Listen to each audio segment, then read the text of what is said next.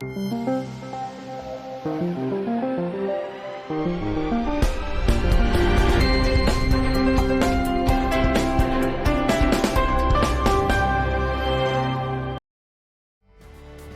have seen price war already.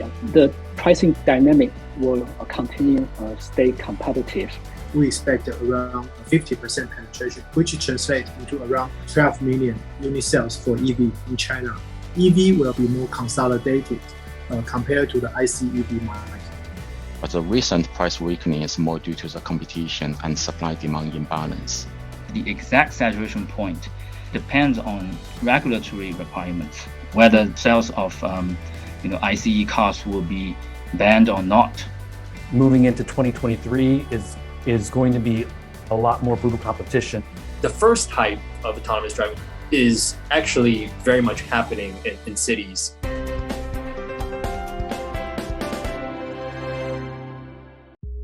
China's EV market has experienced robust growth over the past 10 years, but when will the market reach saturation and growth begin to slow down?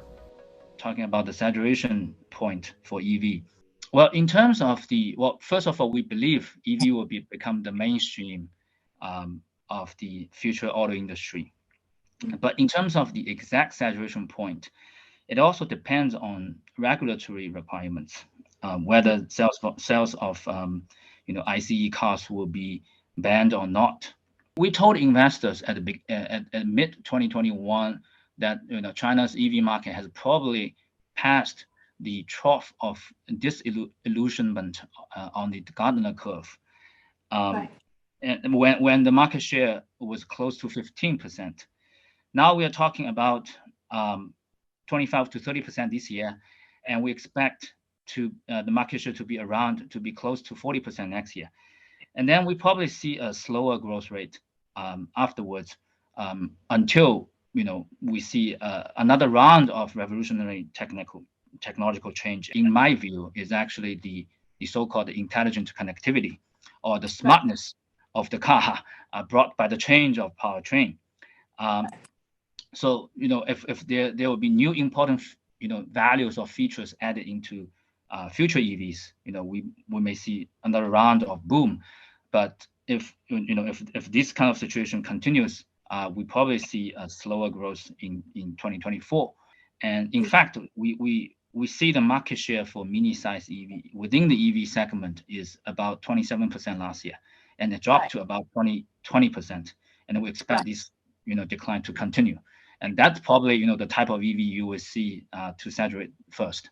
Automobile is an industry that requires heavy capex or heavy capital expenditure in R&D, new technology, platform, and so on and so on. And especially as we embrace more technology, that means the company has to invest more in technology content, autonomous driving, data, algorithm, and so on.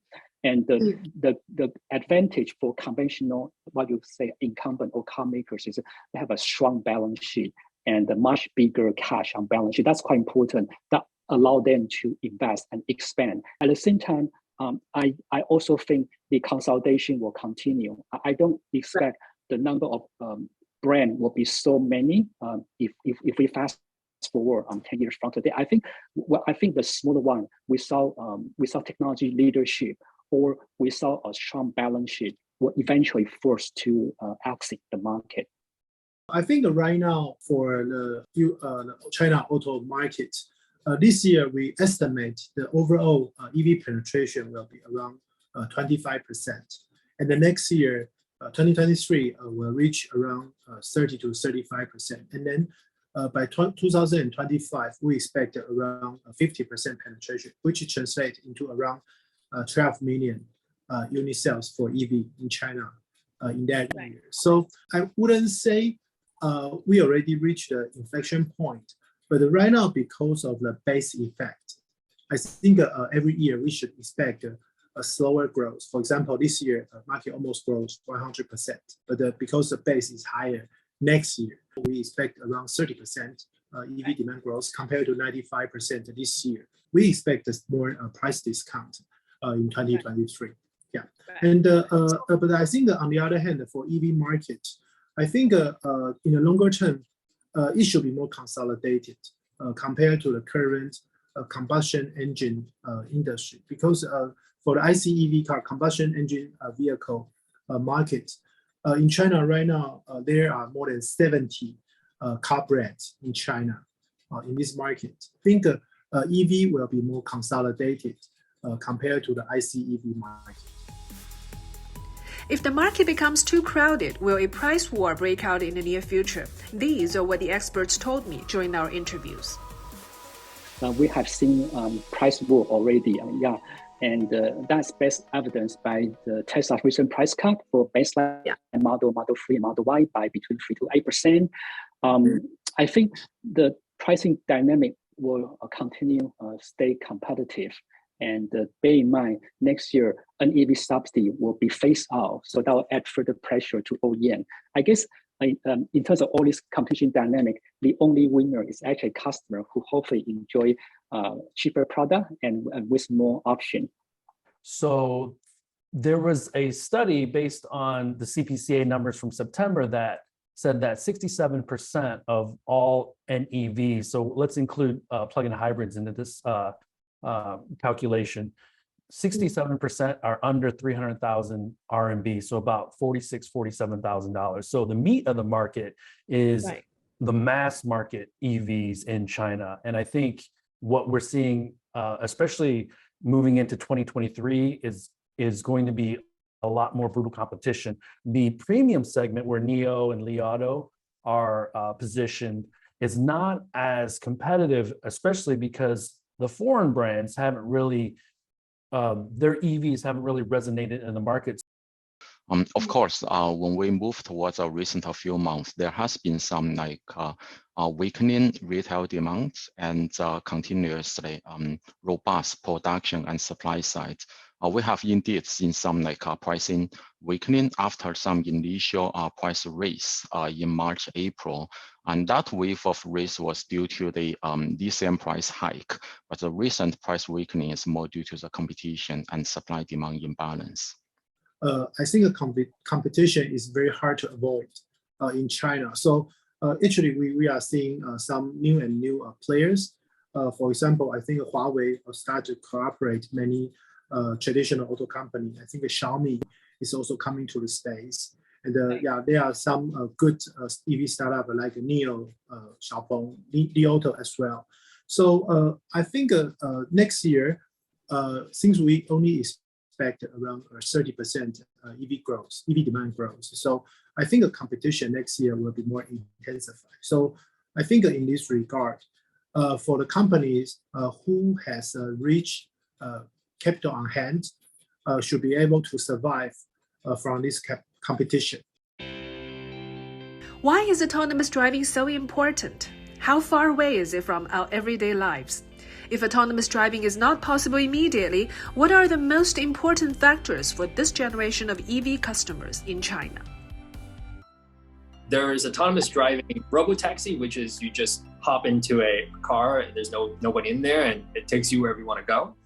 And there's autonomous driving where your own personal car can drive for you.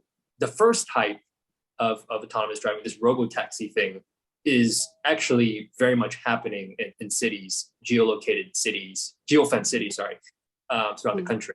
So this is not something I think that's too far off, and it's much more, I think, on the government, on the regulation. For the second type, I think it's more to do with each individual automaker's kind of level of ambition.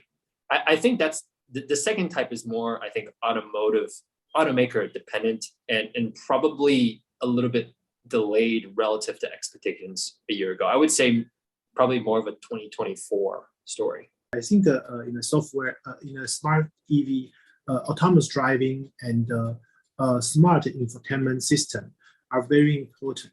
So I think that's also the ages for some EV startup. But of course, traditional car brands like Geely, Great Wall, etc., they also learn very fast. The buyer's age is much younger in China than most of the other economies or the other markets. In the new energy vehicle market, for instance, we know that the age group between, let's say, 25 to 35 accounts for nearly half of total purchase. The customer profile is very different in Chinese market versus the other part of the world. And that has an important implication in terms of car maker strategy. The young customer in China are generally very tech savvy. They are better educated than their parents, and they know and they want the technology content. In this market, we think the content means autonomous driving, in-car connectivity, strong infotainment system, and smart cabin.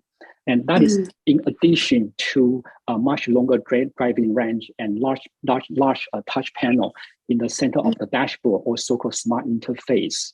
This very unique dynamic offer a great opportunity for Chinese car makers, as they are able to adapt to customer demand quite quickly. Probably the most obvious characteristics of this generation of users are that they're tech-savvy, young, and looking for more value. Where will they lead the market, and how will the sector evolve? We will discover more and monitor closely. Only on Green Front, only on CGTN.